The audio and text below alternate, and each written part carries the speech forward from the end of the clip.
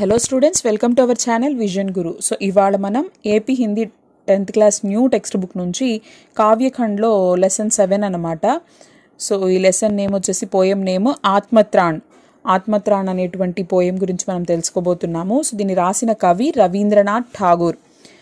So ఈయన బెంగాల్లో ఈ కవితని రాశారనమాట. రవీంద్రనాథ్ ఠాగూర్ రాసినటువంటి కవిత ఆత్మత్రాణ్. అయితే దీన్ని మనకి హిందీలోకి ఆచార్య హరిప్రసాద్ ద్వివేది గారు అనువదించారు, ట్రాన్స్లేట్ చేశారు హిందీలో అనమాట. అయితే రవీంద్రనాథ్ ఠాగూర్ గారి గురించి కొన్ని విషయాలు మనం ఈరోజు తెలుసుకుందాము. అయితే ఆయన ఎప్పుడు పుట్టారు, ఎప్పుడు చనిపోయారు అనేది కూడా ఇక్కడ ఇచ్చున్నారు. 1861లో ఆయన జన్మించారు, అలాగే 1941లో మరణించారు. 1861 में उनका जन्म हुआ और 1941 में उनकी मृत्यु हुई थी. 6 मई 1861 को बंगाल के एक संपन्न परिवार में जन्मे रविंद्रनाथ ठाकुर नोबेल पुरस्कार पाने वाले पहले भारतीय हैं. इनकी शिक्षा दीक्षा घर पर ही हुई. छोटी उम्र में ही स्वाध्याय से अनेक विषयों का ज्ञान अर्जित कर लिया. बैरिस्टर पढ़ने के लिए विदेश भेजे गए, लेकिन बिना परीक्षा दिए ही लौट गए. చూడండి, 1861లో మే 6న ఈయన జన్మించారు. బంగాల్లో ఒక సంపన్న కుటుంబంలో, ఒక మంచి ఫ్యామిలీలో ఈయన జన్మించారనమాట. సో ఆయన నోబెల్ పురస్కారాన్ని అందుకున్నటువంటి మొట్టమొదటి భారతీయుడిగా కూడా చెప్పుకోవచ్చు మనము. అయితే ఈయన స్టడీస్ అనేవి, విద్యాభ్యాసం అనేది ఇంట్లోనే కొనసాగింది. చిన్న వయసులోనే ఈయన చాలా విషయాలపైన అవగాహన పొందారట. అయితే బారిస్టర్ చదవడానికి ఈ విదేశాలకు పంపించినప్పుడు ఆయన అక్కడ ఎగ్జామ్స్ ఇవ్వకుండానే మళ్ళీ రిటర్న్ వచ్చేసారట. रविंद्रनाथ की रचनाओं में लोक संस्कृति का स्वर प्रमुख रूप से मुखरित होता है. प्रकृति से इन्हें गहरा लगाव था. इन्होंने लगभग 1000 कविताएं और 2000 गीत लिखे हैं. चित्रकला, संगीत और भावनृत्य के प्रति इनके विशेष अनुराग के कारण रविंद्र संगीत नाम की एक अलग धारा का ही सूत्रपात हो गया. इन्होंने शांति निकेतन नाम की एक शैक्षिक और सांस्कृतिक संस्था की स्थापना की. यह अपनी तरह का అనూఠా సంస్థాన్ మానా జాతా హై. ఇంకా ఈయన గురించి ఏం చెప్పారు?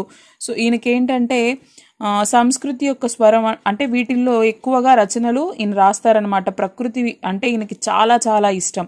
దాదాపుగా ఈయన ఒక 1000 దాకా పద్యాలు, అలాగే 2000 పాటల దాకా రాశారట.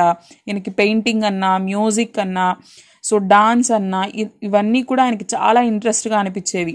కాబట్టి ఈయన ఒక కల్చరల్ ఇన్స్టిట్యూట్ని కూడా స్టార్ట్ చేశారట. అలాగే శాంతి నికేతన్ అనేటువంటి స్కూల్ అండ్ ఇన్స్టిట్యూట్గా చెప్పుకోవచ్చు మనం, దాన్ని స్టార్ట్ చేశారట. నెక్స్ట్ ఇంకా ఈయన గురించి ఏం చెప్తున్నారు? अपनी काव्य कृति गीतांजलि के लिए नोबेल पुरस्कार से सम्मानित हुए रविंद्रनाथ ठाकुर की अन्य प्रमुख कृतियां हैं नैवेद्य, पूर्वी, बलाका, क्षणिका, चित्र और सांध्य गीत, काबुली वाला और सैकड़ों अन्य कहानियां, उपन्यास వచ్చేసి గోరా, ఘరే బాయిరే और రవీంద్ర కే నిబంధ్. చూడండి, ఈయన ప్రముఖమైనటువంటి రచనలు, అలాగే కొన్ని ఉపన్యాసాలు, నవలలు ఇక్కడ ఇచ్చారనమాట. అలాగే గీతాంజలి అనేటువంటి కవితకు గాను ఈయనకి నోబెల్ ప్రైజ్ కూడా తీసుకున్నారు ఈయన. అయితే ఇప్పుడు మనం చెప్పుకోబోయేటువంటి ఈ ఆత్మత్రాణ్ అనేటువంటి పోయం ఏదైతే ఉందో దీని గురించి చూద్దాము. ఆత్మత్రాణ్ అంటే ఏంటి, అసలు దాని మీనింగ్ ఏంటి? ఆత్మ యా మన్ కే భయ కా నివారణ కేసే కరే. సో మన మనసులో ఉండేటువంటి భయాన్ని మనము ఎలా దూరం చేసుకోవాలి, ఎలా దానికి సొల్యూషన్ ఏంటి, దాన్ని ఎలా సాల్వ్ చేసుకోవాలి అనే దాని గురించి. అంటే ఇప్పుడు చూడండి, సో ఈత కొట్టాలనుకోండి, మనం వాళ్ళని నీళ్ళలోకి తీసుకెళ్తాము, నీళ్ళ దగ్గరికి తీసుకెళ్తాము, నీళ్ళల్లో కూడా దిగబెట్టగలము. కానీ కాళ్ళు చేతులు వాళ్ళు ఆడిస్తేనే కదా ఈదగలరు. అంటే తన ప్రయత్నం తను చెయ్యాలి. ఇప్పుడు ఎగ్జామ్ రాయాలన్నా కూడా మనం దేవుడికి మొక్కుకుంటాము, పేరెంట్స్ దగ్గర ఆశీర్వాదాలు తీసుకుంటాము, ఇదంతా బాగానే ఉంది. ఫైనల్గా రాయాల్సింది ఎవరు? భగవంతుడు వచ్చి రాస్తాడా, మన పేరెంట్స్ వచ్చి రాస్తారా? ఎవరు రాయరు. చదివింది నువ్వు రాయాలి. నువ్వు రాస్తే దాని రిజల్ట్ అనేది వస్తుంది. కాబట్టి ఏదైనా సరే మనము సొంతంగా స్వయంగా ప్రయత్నిస్తే తప్ప మనం ఏది కూడా సాధించలేము అని అటువంటి మనోధైర్యాన్ని మనలో మనం కలిగి ఉండాలి ఫస్ట్. సో ఏది జరిగినా, అది మంచి జరిగినా చెడు జరిగినా దేవుడు చేశాడు, దేవుడి వల్ల అయిపోయింది, లేకపోతే వాళ్ళు చేశారు, వీళ్ళు చేశారు అని వాళ్ళని ఎత్తిపోడవడము, లేకపోతే వాళ్ళని పొగడడం, ఇలాంటివి కాదు. ఫస్ట్ మన వల్ల అయినంత వరకు మనం ప్రయత్నించి చూడాలి, మనం చేసి చూడాలి. ఒకవేళ అది మంచి జరిగినా సరే, చెడు జరిగినా సరే, మనం ముందడుగు వేయాలి, మనలో ఆ ఆత్మవిశ్వాసం ఉండాలి. సో దానికి సంబంధించే ఇక్కడ మనకి ఆత్మత్రాణ్ అనేటువంటి పోయంలో ఇక్కడ కవి ఏం చెప్తున్నారు అనేది అయితే మనం ఫస్ట్ ఇక్కడ చూద్దాము. చూడండి, विपदाओं से मुझे बचाओ यह मेरी प्रार्थना नहीं, केवल इतना हो करुणामय कभी न विपदा में पाऊं भय। दुख ताप से व्यतीत चित्त को न दो सांत्वना नहीं सही, पर इतना होवे करुणामय दुख को मैं कर सकूं सदा जय। कोई कहीं सहायक ना मिले तो अपना बल पौरुष ना हिले, हानि उठानी पड़े जगत में लाभ अगर वंचना रही, तो भी मन में ना मानू क्षय। मेरा त्राण करो अनुदिन तुम यह मेरी प्रार्थना नहीं, बस इतना होवे करुणामय तरने की हो शक्ति अनामय। मेरा भार अगर लघु करके न दो सांत्वना नहीं सही, केवल इतना रखना अनुनय वहन कर सकूं इसको निर्भय।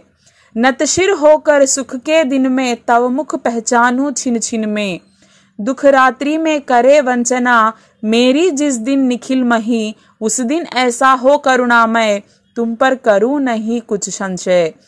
చూడండి, కవి ఇక్కడ ఏం చెప్తున్నారు, విపదాओंसे मुझे बचाओ। విపద అంటే ఏంటి? ఏదైనా సమస్య. విపదా का अर्थ होता है मुसीबत, విపత్తి. ఏదైనా సమస్య వచ్చినప్పుడు నన్ను నువ్వు కాపాడు. यह मेरी प्रार्थना नहीं, मैं तुझसे यह नहीं मांग रहा हूं कि मुझे बचाओ, केवल इतना हो करुणामय कभी न विपदा में पाऊं भय। చూడండి, కవి భగవంతుడిని ఏమని కోరుకుంటున్నాడు? కరుణామయ मतलब करुणा दिखाने वाला है भगवान, दूसरों पर दया दिखाने वाला ఓ భగవంతుడా, ఓ కరుణామయుడా, నేనేం కోరుకుంటున్నాను? నన్ను సమస్యల నుంచి నువ్వు రక్షించు అని కోరుకోవడం లేదు.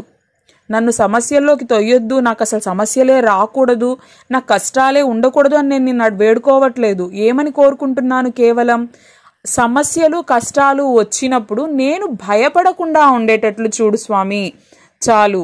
అంటే నేను భయపడి దాని నుంచి తప్పించుకోవడానికి, వెనకడుగు వేయడానికి ఇలా ఉండకుండా వాటిని ఎదుర్కొనే శక్తి సామర్థ్యాలను అడుగుతున్నాడు కవి. నువ్వు నన్ను సమస్యల నుంచి తొలగించు, నా సమస్యల్ని దూరం చేసే, నా కష్టాలని సాల్వ్ చేసేసి అని నేను నిన్ను అడగట్లేదు. ఆ కష్టాలని తట్టుకునే శక్తి నాకు ఇవ్వు, నేను భయపడకుండా చూడు చాలు.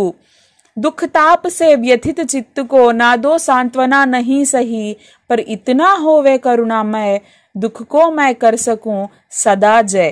ఇంకా ఏం చెప్తున్నారు? దుఃఖ్ తాప్ का अर्थ होता है कष्ट की पीड़ा, అంటే కష్టాల వల్ల వచ్చేటువంటి ఆ బాధలు ఏవైతే ఉంటాయో.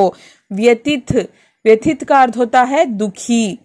సో కష్టాలు సమస్యలు ఇవి వచ్చినప్పుడు వచ్చేటువంటి బాధ ఏదైతే ఉంటుందో, చిక్త్ మతలబ్ మన్.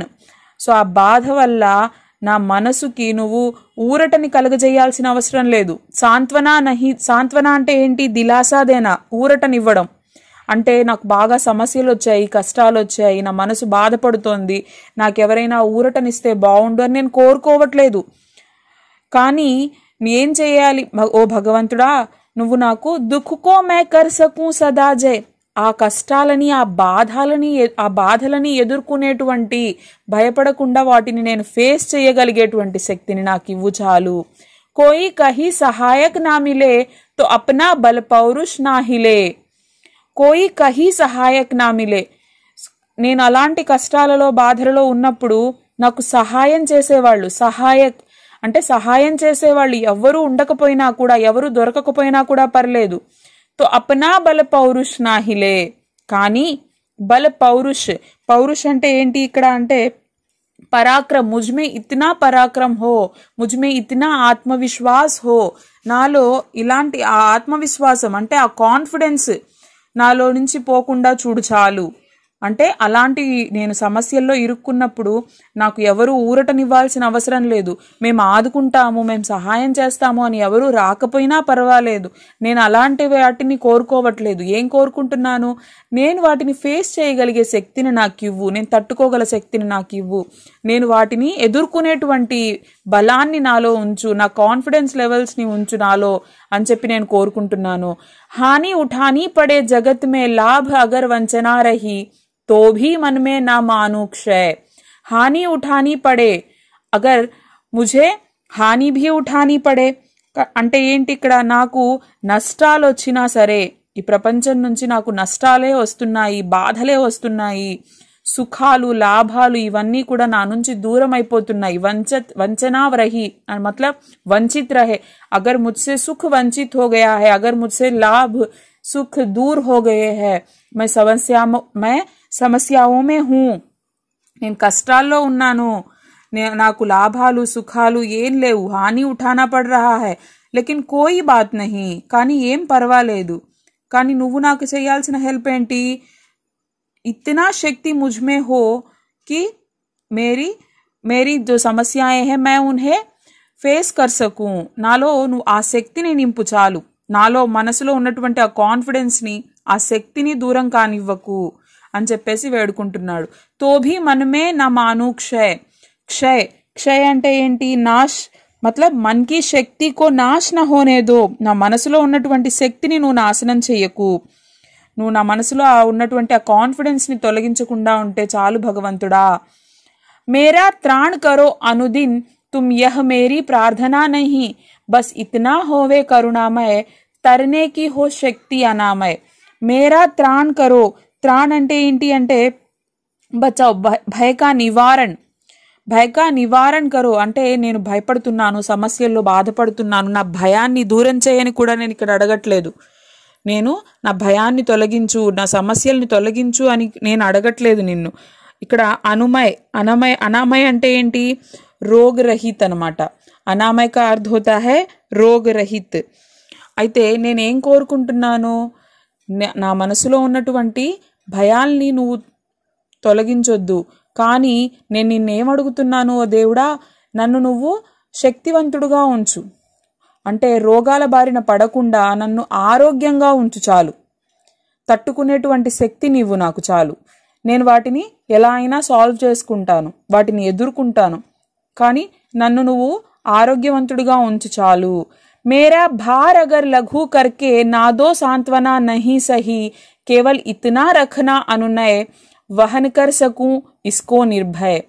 చూడండి, మేరా భార్ అగర్ లఘు కర్కే అంటే నా భారాన్ని నువ్వు, లఘు అంటే చిన్నదిగా చేసేయడం అనమాట, కమ్ కర్ణ తగ్గించడం, నువ్వు నా భారాన్ని తగ్గించు, నాకు నువ్వు ఊరటనివ్వు అని నేను కోరుకోవడం లేదు. కేవల్ ఇతనా రఖనా అనునయ్ మతలబ్ మేరీ తుమ్సే ఇతనీ ప్రార్థనా హై, నేను నిన్ను ప్రార్థించేటి ఏంటి అంటే వహన్ కర్సకు ఇస్కో నిర్భయ్. వహన్ కర్నా మతలబ్ సామ్నా కర్నా అంటే ఫేస్ చేయడం అనమాట, ఎదుర్కోవడం, నేను ధైర్యంగా ఎదుర్కొనేలాగా నన్ను ఉంచు చాలు. నువ్వు నాకు ఊరటనివ్వాలి అని కోరుకోవట్లేదు, నా కష్టాల్ని తగ్గించు అని కూడా నేను అడగట్లేదు, వాటిని ఎదుర్కోగలిగితే నేను చాలు, అలాంటి శక్తి నువ్వు అని అడుగుతున్నాను. నత్శిర్ హోకర్ సుఖకే దిన్ మే తవ ముఖ పహచాను చిన్ చిన్ మే. నత్శిర్ హోకర్ సిర్ ఝుకాకర్ తల వంచి, సుఖకే దిన్ మే సుఖాలు సంతోషాల్లో నేను ఉన్నప్పుడు కూడా నేను తల వంచుకొని, తవ ముఖ పహచాను చిన్ చిన్ మే నిన్ను నేను గుర్తు చేసుకోవాలి, ప్రతి క్షణం కూడా గుర్తు చేసుకుంటాను నేను, అంటే సంతోషాల్లో ఉన్నాను కదా అని చెప్పి నేను నిన్ను మర్చిపోకుండా, సంతోషాల్లో సుఖాల్లో ఉన్నప్పుడు కూడా అనుక్షణం నేను నిన్ను గుర్తు పెట్టుకునేలాగా చూడు. దుఃఖ రాత్రి మే కరే వంచనా మేరీ జిస్ దిన్ నిఖిల్ మహి, ఉస్ దిన్ ఐసా హో కరుణామయ తుమ్ పర్ కరూ నహీ కుచ్ సంశయ్. దుఃఖ రాత్రి మే, దుఃఖోన్సే భరే రాత్రి మే, కష్టాలతో కూడుకున్నటువంటి రాత్రులు నేను గడుపుతున్నప్పుడు కూడా, కరే వంచన మేరీ జిస్ దిన్ నిఖిల్ మహి, నిఖిల్ అంటే ఏంటి ఇక్కడ, संपूर्ण पूरी तरह से मैं समस्याओं में था, बाधाओं में था, उस दिन भी ऐसा हो करुणा मैं तुम पर करूँ नहीं कुछ संशय. నీ మీద నాకెప్పుడు కూడా, అంటే నాకెవ్వరూ సహాయం చేయకపోయినా, నేను ఎలాంటి సమస్యలో ఉన్నా, ఊరటనిచ్చే వ్యక్తులు ఎవరూ లేకపోయినా, అలాంటప్పుడు కూడా నేను ఎప్పుడు కూడా నిన్ను సందేహించకూడదు, సో అలా నన్ను నువ్వు ఉంచు అని చెప్పి అడుగుతున్నాడు. అంటే మనం నిందిస్తాము మామూలుగా, ఎవరైనా సహాయం చేయడానికి రానప్పుడు, మనం కష్టాల్లో ఉన్నప్పుడు, దేవుడా ఏంటి ఇలా చేసేసావు, నువ్వు నాకే కష్టాలు ఇచ్చేసావు, ఇలా మాట్లాడతాం కదా, అలా నేను ఉండకూడదు.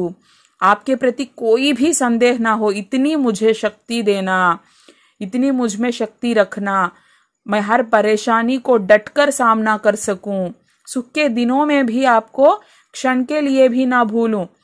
నేను ఎలాంటి సమస్యనైనా కూడా ధైర్యంగా ఎదుర్కొనేలాగా అలాంటి శక్తిని నాకు ప్రసాదించు, అలాంటి ఆరోగ్యాన్ని ప్రసాదించు. నేను ప్రతిదీ సాల్వ్ చేసుకుంటాను. కష్టాలు రాకుండా చూడని నేను అడగట్లేదు. నేను సుఖాల్లో ఉన్నప్పుడు కూడా ఒక్క క్షణం కూడా నేను మర్చిపోకూడదు. అలాంటి శక్తిని ఇవ్వు, అలాంటి ఆరోగ్యాన్ని ఇవ్వు నాకు. ఎప్పుడూ నేను నిన్ను నిందించకూడదు. సో అలాంటి శక్తిని ఇవ్వు అని చెప్పేసి భగవంతుడిని కోరుకుంటున్నారనమాట. సో ఇది మనకి ఆత్మత్రాణ్ అనేటువంటి పోయం అనమాట. ఐ హోప్ మీ అందరికీ అర్థమైంది అనుకుంటున్నాను. సో దీనికి సంబంధించి మీకు ఏమైనా డౌట్స్ ఉన్నట్లయితే నాకు కామెంట్ సెక్షన్లో తెలియజేయండి. నేను తప్పకుండా వాటికి రిప్లై ఇస్తాను. Thank you.